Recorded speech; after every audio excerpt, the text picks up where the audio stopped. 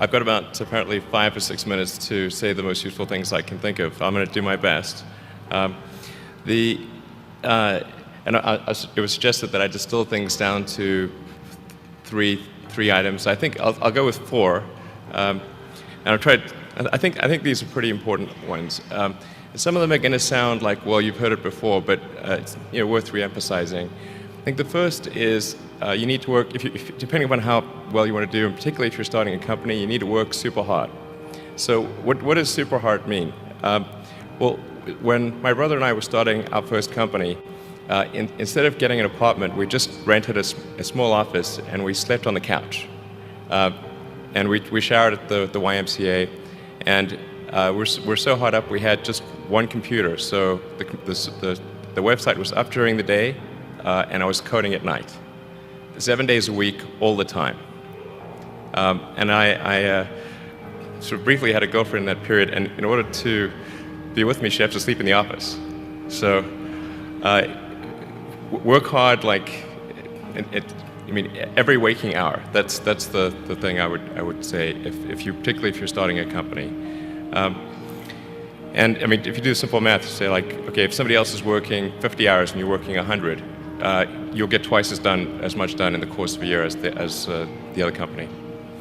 The other thing I'd say is that if you're creating a company or if you're joining a company, the most important thing is to attract great people. So either join a group that's amazing, that you really respect, or if you're building a company, you've got to gather great people. I mean, all a company is a group of people that have gathered together to create a product or service.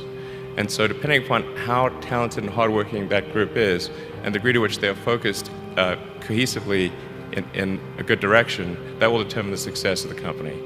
So do everything you can to gather great people if you're creating a company. Then I'd say focus on signal over noise.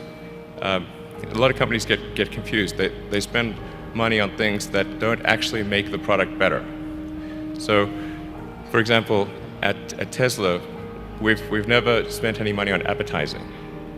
We put all of the money into R&D and manufacturing and design to try to make the car as good as possible.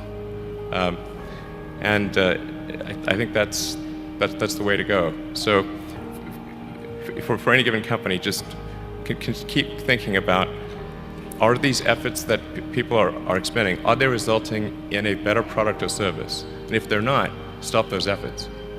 And then the final thing is to sort of don't just follow the trend.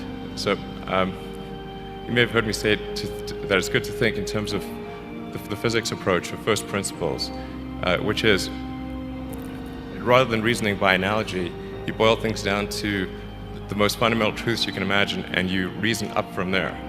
And this is a good way to figure out if something really makes sense, or if it's just what everybody else is doing.